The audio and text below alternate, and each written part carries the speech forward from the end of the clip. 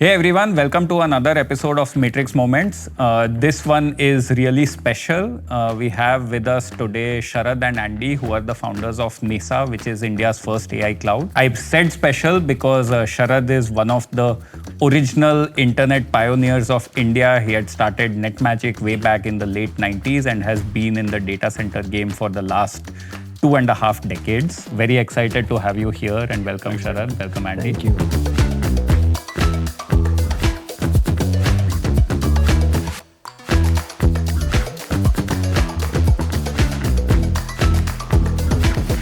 I'm just going to start with one question for Avnish, right? Because your relationship goes back 25 years. We are celebrating the Silver Jubilee. Avnish, how did you and Sharad meet each other? What's the story over there? Yeah, it's first of all, thank you, Pranay. I think it's the first one we are doing together. So excited to be doing that.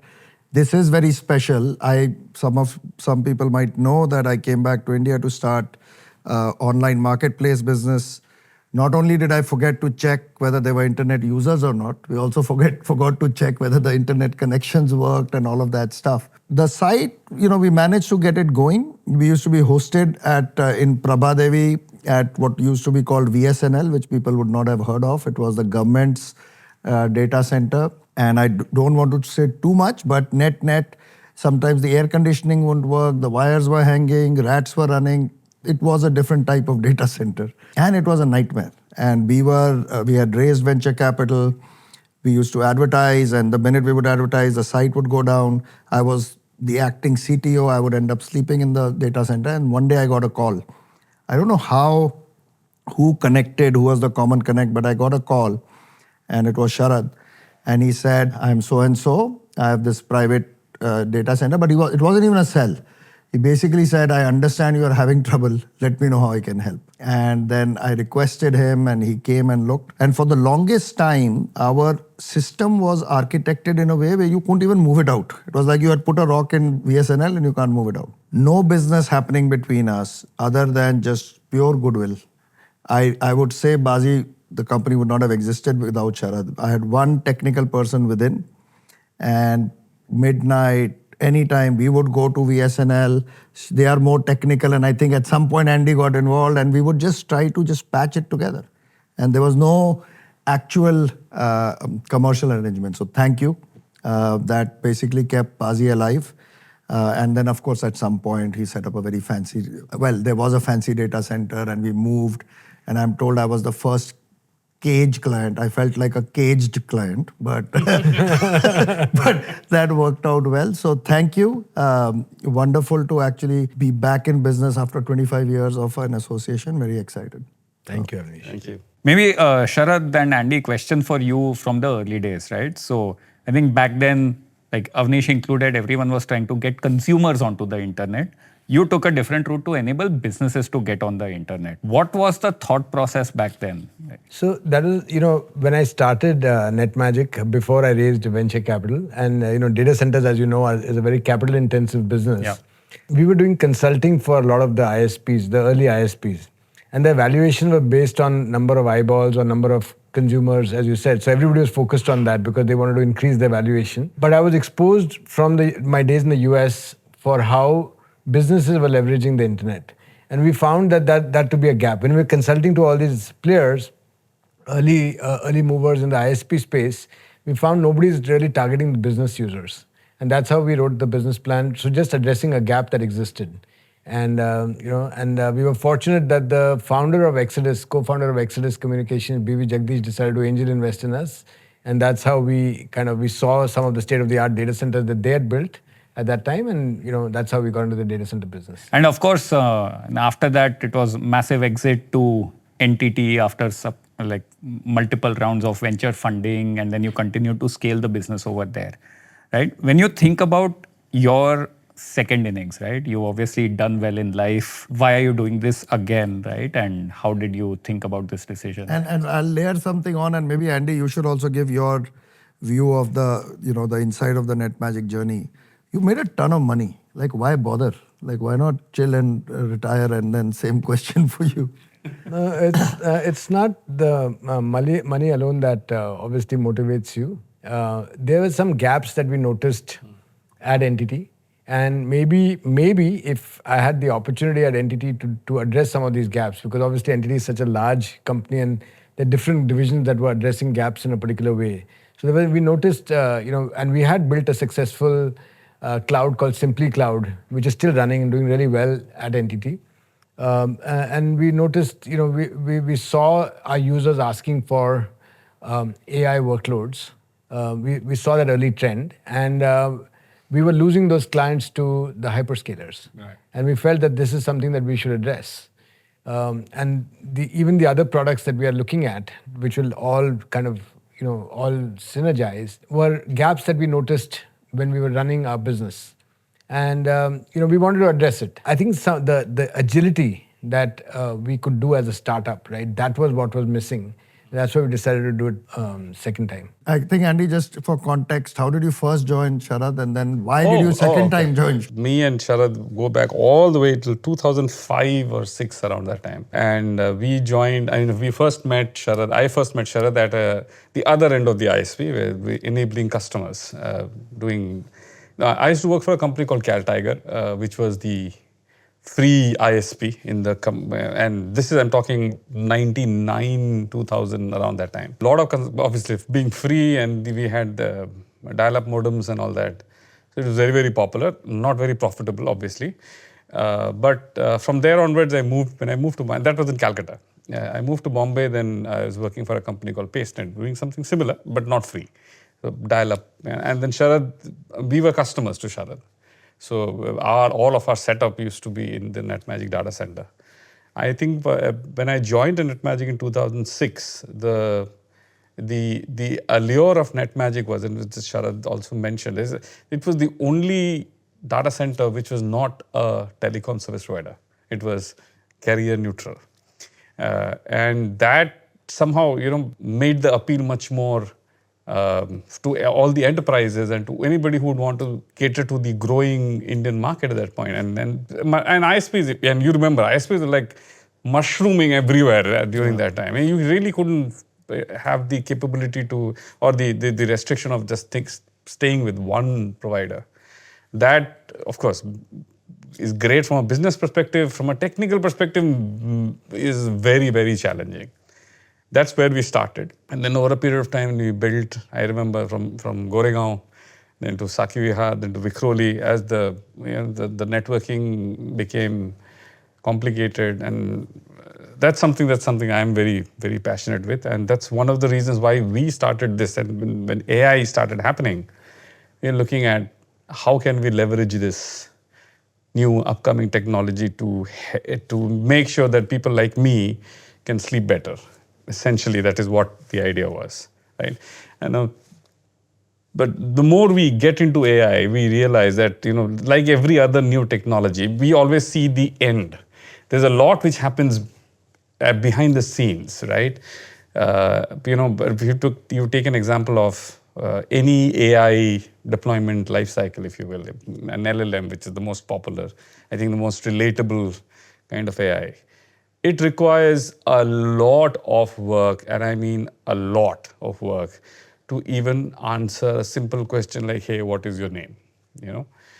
And that is completely hidden. I mean, for most people who are not technologists, you would rather want to, eat the cake rather than try to figure out which oven to buy and which not. That is what we also realized, that when we started going down that path, that, hey, this needs to be solved. This is not as... there's more to it than what meets the eye. That is what we started out with, and hopefully we'd be able to deliver some value just like what we did to NetMagic. Since you mentioned AI workloads a lot, right? I wanted to first start by talking a little bit about market trend lines and then sort of zoom into a little bit about what Neysa is up to. I think first question, when you think about India AI opportunity, right? Like India as a market, is it big enough? How do you think about that? And maybe now you also see like these, you have the big three clouds with a local presence back then. So what remains the same from your first journey? What changes according to you? So I think, people have been...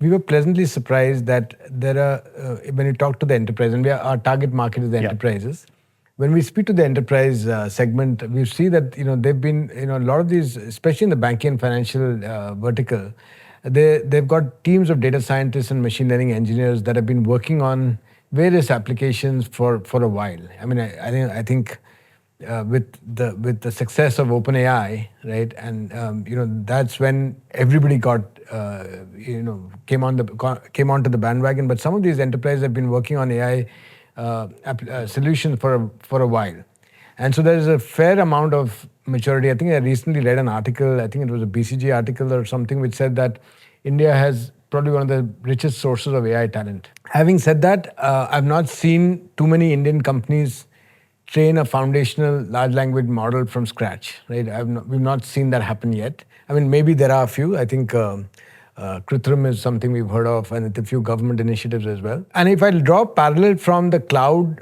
journey that we undertook at NetMagic, Amazon, Google, Microsoft were all big companies, offering cloud services. I think it was Amazon first, then Microsoft, and then Google came much later. And and it took maybe a couple of years before that trend moved to India. So we can see that there's enough enterprise. Every single enterprise that we've spoken to is doing something or the other on AI, right? But we believe that the kind of widespread use of AI that we see in the West will probably take a little bit longer when people start training foundational models in India, and probably that'll take, in my opinion, about 18 to 24 months. And back in the day, you were on a panel discussion which we found online. The title was Cloud, Hype or Real? Same question, but AI, hype or real? And if real, how real is it today, right? So, and I think multiple thoughts around that, but is it driven by boards and CIOs? Is it like, do these people have like teams formed around this? Is it thinking, proving and prototyping, production workloads? Like, where are we in that journey? I think all of the above. All of the above. Yeah. And basically, I would say it's real. Whereas there is a lot of hype, but there have been successful implementations of AI. I mean, where people have used AI. Let's take the medical industry, right? You can diagnose a cataract with almost close to 100% accuracy just by looking at a photograph. So there are several use cases. You do something like fraud detection, or you do like churn prediction, you do recommendation engine. Yes, there's a lot of room for improvement in some of these, but it is, every day you see a new large language model becoming better than the previous one. So it's only a matter of time. So I think while there is hype, I think there's a lot of reality to it as well. The way I look at it, not all AI is LLM. There is a lot of AI which is doing a lot of the stuff on a day-to-day basis. Quality control being one on the manufacturing side. There's a truckload of AI being utilized there, so that anything that you're making, I mean, from cars to cups to whatever, are done at a much faster rate, and AI is really helping out. Fraud detection and these all kinds of the fintech companies where you can now get a loan in 5 minutes with risk management and all of that taken care of. There's a lot of AI there. We are starting to see AI in doing, I don't know if you've noticed, after COVID, air traffic management is now people have started using a lot of AI in air traffic management. Now we don't circle Bombay that many times, or even if we do, much less. So there is Gen AI and there is AI. And to answer your question, AI is very, very real, and it will only continue to get better as more and more people use it, more and more use cases are being found, and we make sure that the implementations are safe and they are in that accuracy level of what we would want to achieve. As Sharad said, it'll take a little bit more time because, all said and done, we just started. So Pranay, from my vantage point, just watching this as well as your question on AI, we went through the crypto bubble 2-3 years ago. You often go through situations where there's hype and reality is here. In crypto, I think people are still looking for use cases.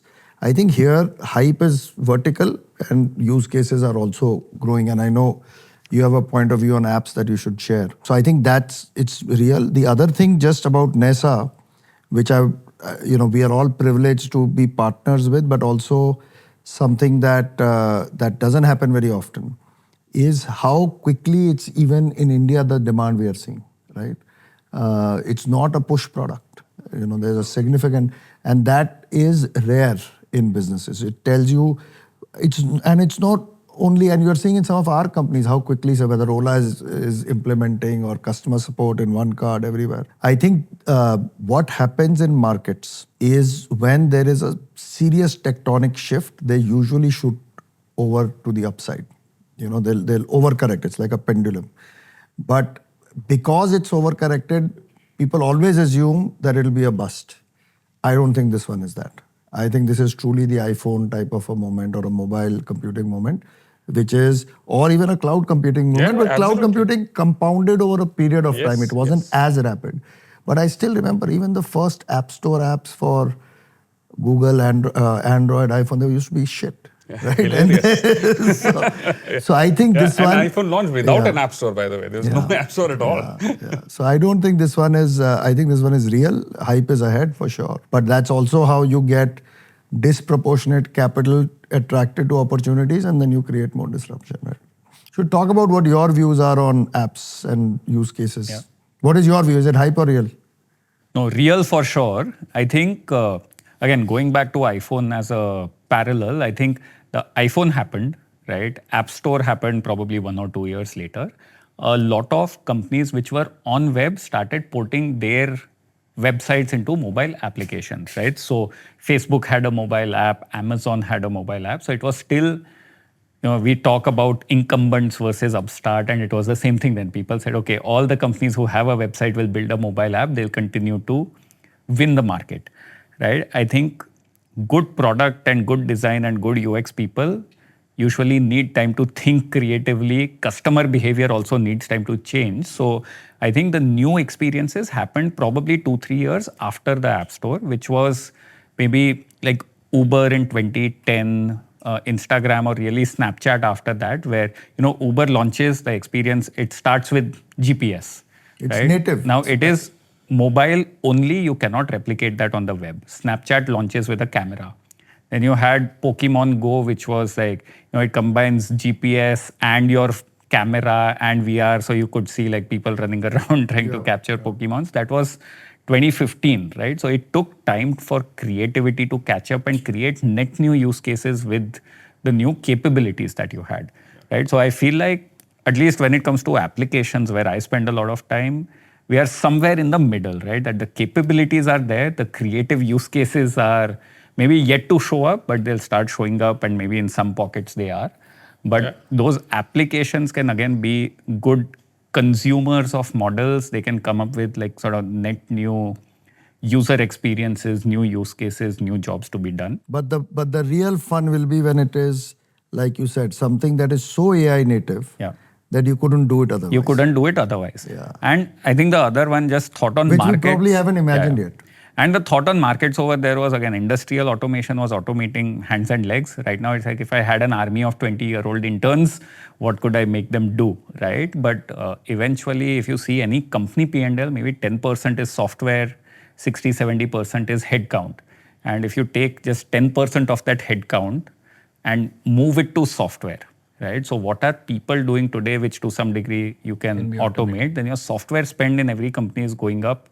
Headcount spend is going down. So just applications will actually capture a lot of value. I think, to further to your point, one thing you missed out was Angry Birds.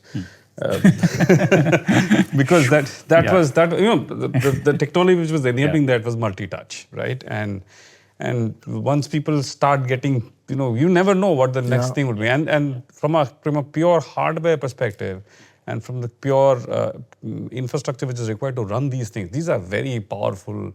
Even the smallest ones are very powerful devices.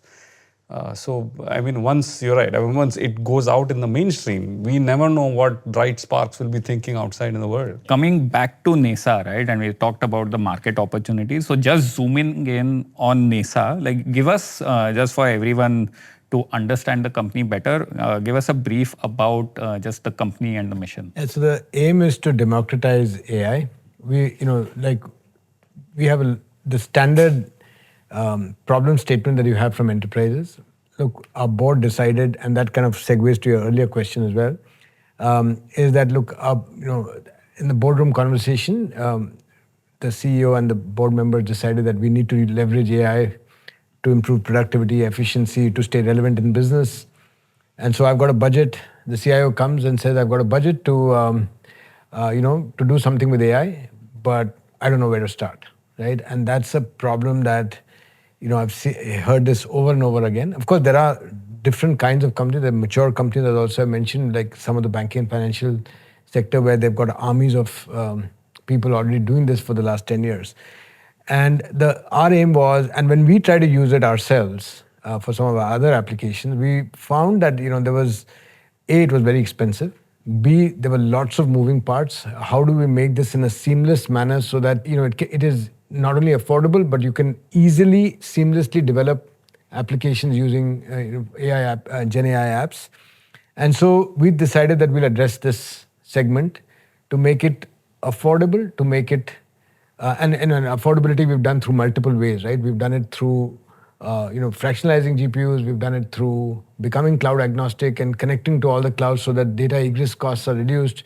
We've done it through using the right GPU or CPU. If it's inferencing, you don't necessarily need a high-end GPU. You don't need an H100. Exactly. So we've used all our experience to kind of figure out what's the right way of doing it. And by solving it for ourselves, we figured that we could solve it for others. And so the true mission is to democratize AI for enterprises, and so that they can get a true return on investment when they embark on the AI journey. A lot of AI means a lot of data.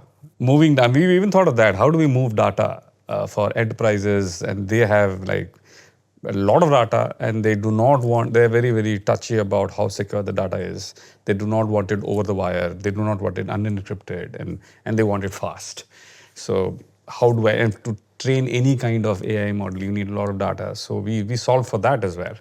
Then when we look at cloud computing and a lot of these models, once trained, they need to be deployed around the world. Let's say if somebody is acquiring a customer in Singapore, for example, now with fintech, UPI and all of that happening in Singapore and Dubai and all of that, how do we deploy? So how can we move our workloads seamlessly once it's trained or optimized or whatever to an edge, utilization kind of a thing.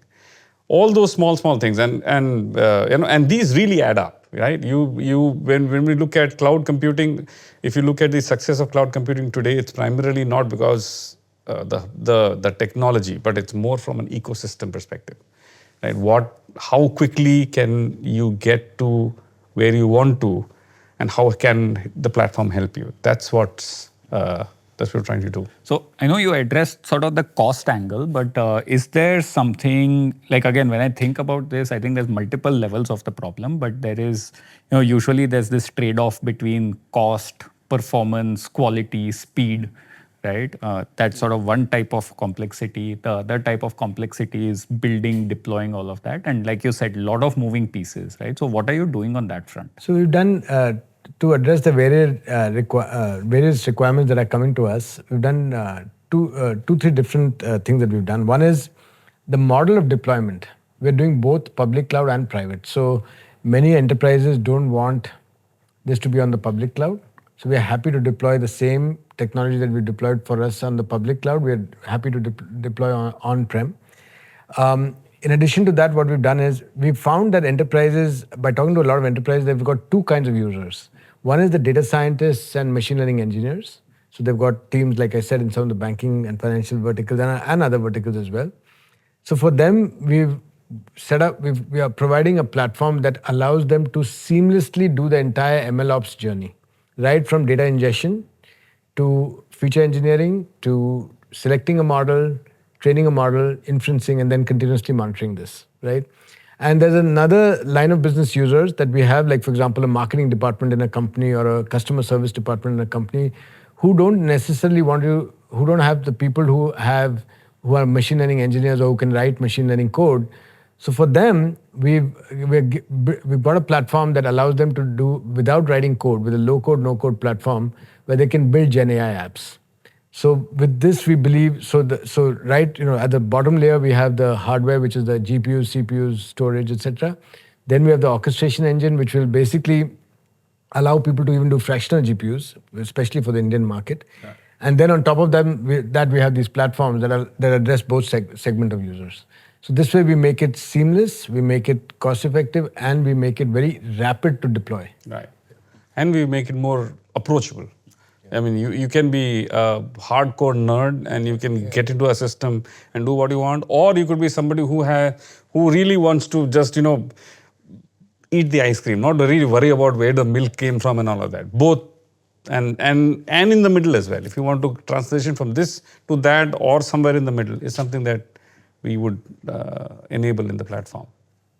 And one of the things we want to do differently compared to some of the hyperscalers is also provide assistance or give services to the clients so that we can collaborate and build along with them.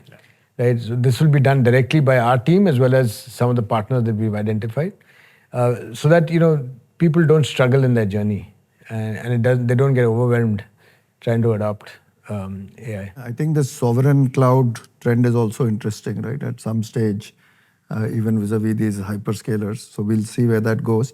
So I don't think people realize how data is precious to some of these clients, right? So on-prem, co-location, some of this the hyperscalers don't even offer, right? Yeah, they don't. They don't. That's where we are different. And I think eventually we will start looking at a vertical focus as well. Yes. Right now we're still trying to figure out the market, and then once we see that okay, there's this set of users in a particular vertical, then we'll try and make more verticalized focus on so that we can address their needs more directly. When you look at the talent pool out there, you mentioned earlier that there's a great talent pool. I think apps will take 2, 3, 4 years for those, breakout things to come out and stuff. But within the enterprises, you were mentioning the other day, I think it would be interesting to share it, that people have had pretty deep talent pools, right? They were kind of waiting for some of these things to show up. Absolutely. There are, I mean, people have invested. I mean, I've been surprised. I've seen both ends of the spectrum. There are some people who know that they need to do something with AI but don't know how to do it. But then there are other people who are waiting for the infrastructure to be made available so that they could actually leverage what they've done. They've got teams, went to a banking client that more than a team of more than 100 data scientists and machine learning engineers. And so the talent exists for sure. And the CEO on down, the budgets are there. Budgets are there. Budgets. It's a boardroom conversation, so budgets are there. Maybe last question about the company, right? Obviously, it is your second innings. So when you think about NetMagic versus Neysa, curious to know, and it's a question from all the founders out there as well. So what are 2 things you are repeating and retaining from the last journey, and what are 2 things you're going to do different? So I think 2 things that will retain are I'm talking about retaining. Yeah. No, retaining Andy is one of the 2 things, but No. 2 things. There's 2 things, and I'm going to address it. The earlier journey was NetMagic, and then it culminated to NTT. Yeah. So I'll address it kind of in a hybrid way. So the 2 things that we'll retain for sure is the people culture, the way we everybody's equal, it's very informal atmosphere, etc., and the values that we had will remain. And the second is the customer centricity, right? So that's not going to change. The thing that we will from a changing, I don't think I'll change anything from the early days of NetMagic, because obviously if this turns out to be as good as that, hopefully this will be better. But even if it turns out to be as good as that, I think it'll be a reasonable outcome. But what I will change is we want agility. So I think towards the later half, as the company grew into a really, really large company, I think we became slower, and there was a lot of flab in terms of number of people. So here we want to give people, our staff, more opportunity to grow, and so we typically, even the department heads are hands-on people, right? So I think so agility is something we want to get back, and also make it right-sized. Absolutely. I mean, building on top of it, I think one of the things that we would also want to, we were when we were NetMagic, we were known to be good at what we do, and that's what made us survive. There were much bigger companies who and we went toe-to-toe with them. That is something that I would really want to retain as part of, from sheer a force of nature, if you will. I mean, and that only goes when you have a rock solid foundation to stand on, and then you give other people the confidence to push on it, and knowing that it will not fail. You go and you win. That's something that NetMagic had. That's something else that we would also, I'm sure we will have it in Neysa as well. But that said, from a tech perspective, and I understand it, being a tech guy myself, that it becomes a little bit of fatiguing, because tech changes always all the time, and how much studying can you do, right? But so that is something that I'm hoping that I will be able to change, because as NTT grew, you get a lot of people who are unable or unwilling to keep up to the tech, and here there is something that we cannot afford. Yeah, willingness to change. Yeah, you need to evolve. It's a certain kind of people. I'm sure these are the fast runners, but also the ugly kickers of the horses. They'll be difficult. I'm sure there'll be some challenges down the road, and we'll see them together, I guess. But yeah, that's it. That's something that we want to do. So Pranay, Vineet is here, and this is Matrix Moment, so I have to plug our other episodes. So we talk about experienced founders. There's an experienced founders episode. If you go through, coming back to your question on what are they repeating, working in domain, compounding on capability, not taking market risk, which we have realized after we started, I think, because there's a bigger market out there than we thought. Margins are excellent, so profit pools are great. Followership, the entire team is, so it's like checking a lot of boxes, which makes it even more exciting. Awesome. So we'll end with a quick fire round. I'll ask a question, you give me your reactions. I'm not asking questions to anyone, so you can pick up whatever you want. Right? What surprised you about this Gen AI wave? How fast it got global adoption. I don't know. I don't remember the statistics, but millions of people in a very short 100 time. million in like 2 months or 2 something. months or something. What worries you about the Gen AI wave? Flip side to the same question. The post-truth thing. I mean, how do you know what is a human and what is AI, what is being machine generated? I think that's the underlying why we don't want to get there, but all of us are thinking about it definitely. I think worries also, in terms of misuse, so like deep fakes, or also, the technology needs to evolve. There's a lot of hallucination happening on the LLMs that hopefully will get better over time.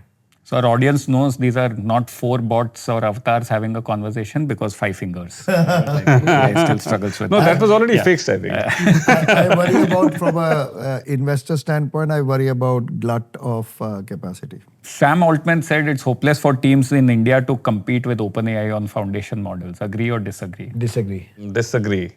Because? With a star mark. No, I think I would never say never. Yeah. I mean, I think anything is possible. I think people in India have achieved, the unthinkable. It may take time, but I would never say never. And I think you've got an example in even Krithrim. Krithrim, yeah. What they're doing in Krithrim is frankly amazing. And secondly, I mean, we also have to understand that whenever somebody who's a leader, and OpenAI is a leader, they would, by just observing them, we would be able to figure out something that we could do better. And they just couldn't. Like, and India has done this multiple times. I couldn't agree with you more. Yeah, so like we went from, we never had analog cell phones. We were always digital, and we never had to worry about, like right now we have 2G, and all of us travel. Like half of the world is still 3G, we are 5G. It allows us to identify those things that we could like leapfrog, and this is probably, I would say, the second mover advantage, if you will, for a lack of a better word. But it gives us an opportunity to observe. So I yes. feel very deeply about this. I think, Pranay, if you look at the moats in this business, underlying Sam Altman's view, he could argue it would be capital. It can definitely not be people. We have the best people. Probably a lot of our OpenAI is Indians, right? So yeah. I think there's no longer some of the moats that exist, for example, versus China and manufacturing or the US. They just don't exist here. So I think people will be surprised. I am looking forward to the next Snapchat, Pokemon, whatever examples you guys took, actually coming from India. Yeah. Awesome. And Pranay will say, that's my thesis. Yeah. And it has happened, actually. I mean, from a pure development perspective, Postman came from India. Yeah. And it happened in Bangalore. I know his comment is more about foundation models, but I think Yeah. the talent The is talent there is and there, the capital definitely. is there. Capital is there. Capital is there, yeah. And by the way, I believe that there will be, you are seeing the barriers being erected in EVs. You're seeing all of that. I think that's coming to AI. If there is anything, I also get scared about, planes being run by AI and all that. If there's something that countries are going to be extremely nationalistic about, and rightfully so, it's going to be all of this. So you need local players just for that. So data and AI has become a geopolitical battle. Yeah. So But it will be, and it will continue to be. as a founder, what's the secret to a happy marriage? Work-life balance. I have to answer? Yeah, work-life balance. And with their wives will say whatever. But in the early days, he is there went for his work-life- wife's appointment and then came Yeah. here. But is there work-life balance in the early days? Yeah, absolutely. Okay, one thing different from NetMagic to here, I don't think there was quite as much work-life balance there. Now, thanks to people like Andy, there's more work-life balance. And I think, Pranay, just again in the context of the stuff, some of the things we have said on the podcast about Org 1.0, 2.0, 3.0, experienced founders, the tendency in the first founder journey tends to be hustle all the time. It's not always productive. Here it is think, then Think and hustle, hustle, think, exactly. then hustle. Absolutely. So you can get better results while maintaining some balance. I think the difference is focus. Right? Yeah. You know what are the one or two things that really matter. I and think you go also after what happened those, is with NetMagic, we've got close to 3,000 relationships. Yeah. Right? With that makes enterprises. life easier, That yeah. makes life much easier. Yeah. Right? And there are a lot of potholes that we stepped in at NetMagic, which we will definitely know. Don't do that. Which will also make it easier. Yeah. If you had to call a younger Sharad the day before he was starting NetMagic, what advice would you have for him? I would tell him to, that things will, go for it. Things will work out. Because when I started NetMagic, honestly, I didn't know where we were headed. And maintain work-life balance. And last one, but hiring tech talent in Bombay, easy or difficult? It's available, but it's difficult. A lot of people lie on their resumes. And so it takes a long screening process. The talent is there, so don't get me wrong. And it's good talent, but it takes time. I'm going to make a big plug for Mumbai rather, Pranay, because things are changing. I think if you look at when we started, we had only office in this building. Everything was Mumbai. All the VCs started here or between here and Delhi. Bangalore didn't really used to exist because it was very back-end tech. What happened was all the engineering talent realized that the quality of life in Mumbai was terrible.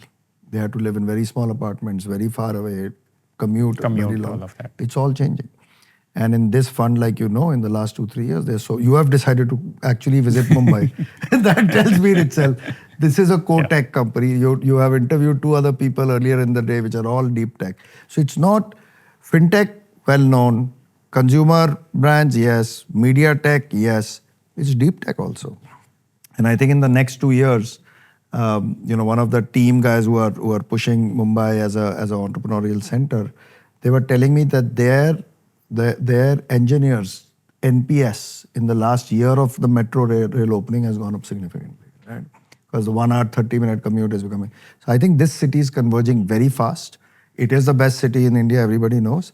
So I think what you're going to see Also, I is a think the big work change. ethic of engineers here is much better. Overall work ethic in Mumbai Overall is the work best. ethic is the best. And work ethic, I think in Bangalore there's a lot of, because there's so many more avenues for them to change Retention jobs. is also, yeah. Retention is a big problem in Bangalore, whereas it's much better in Bombay. No, I think just on top of that, if there's one word I'll use which is different, it is optimism, right? It's like, the Indian dream of, go to a big city, make it. So it's like everyone's pushing each other forward and you feel the optimism. The Mumbai dream, yeah. Awesome. With that, we'll wrap. Once again, Sharad, Andy, pleasure to host you. So thank you so much. Thank you, Pranay. Very Thank you, privileged to Avnish. partner with you guys and very excited about the way forward. Thank you, sir. Thank you so much. Thank you, Pranay.